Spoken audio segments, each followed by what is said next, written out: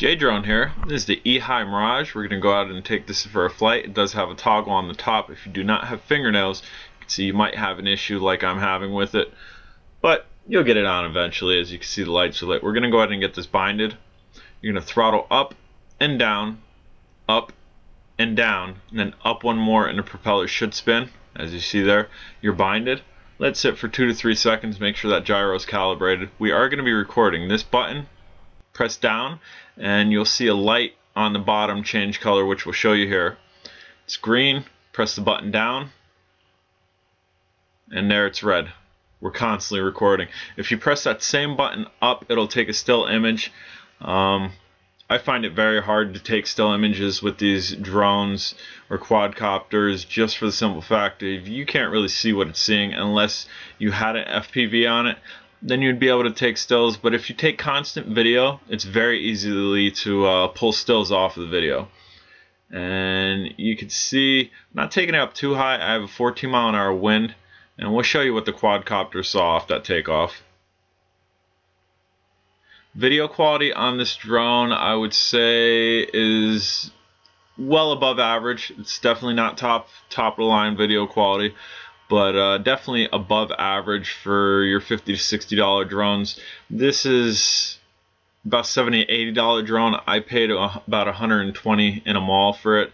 But as you can see, both of the Cadillacs down there, my garage, the Impala, my neighbor's Lexus across the street. Not going to see too much of the town here, just because I'm not taking it up extremely high due to the wind. I don't want a huge gust blowing it over, because if the wind does take it, just off to the left of the drone now is a decent body of water. It's like a large pond over there, and I don't want to have to go fishing for the drone. So we're not extremely baby flying it, but I'm not taking it extreme high altitude just because of that wind. Again, this is the E-High Mirage.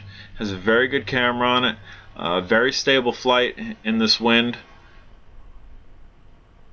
At night, extremely bright lights on it, very easily to orientate.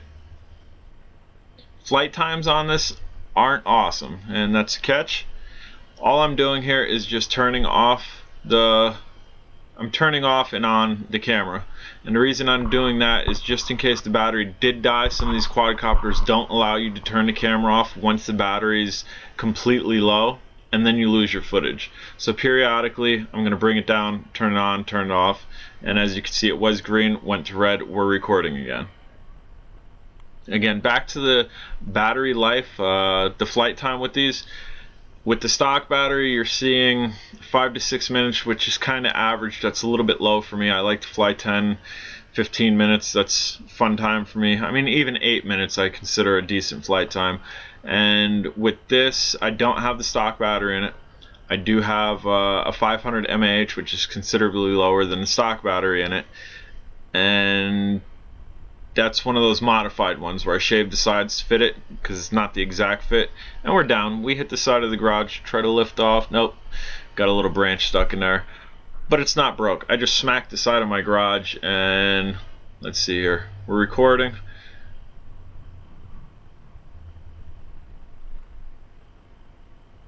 And we're flying.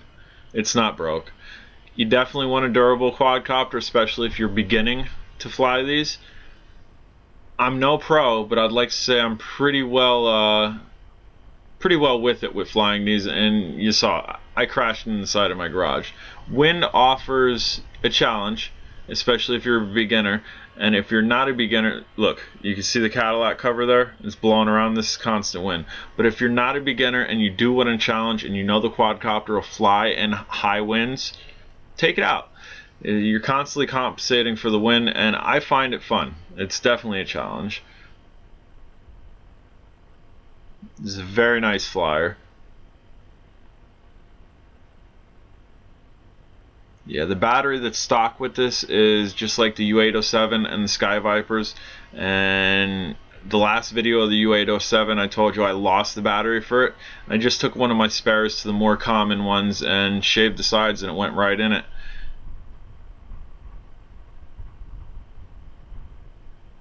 And again, I'm just pulling it down to reset the camera. I could do that while it's flying, but there's no way for me to see that little LED all the way up into the sky to see if it's actually recording.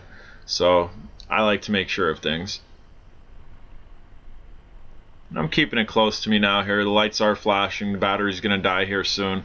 I'm not going to drain it completely, but I think we get at least another 20-30 seconds out of this before I'm going to call it quits here. And you see it's pretty stable, even with the wind. Take it out and bring it back. Bam! She's down again.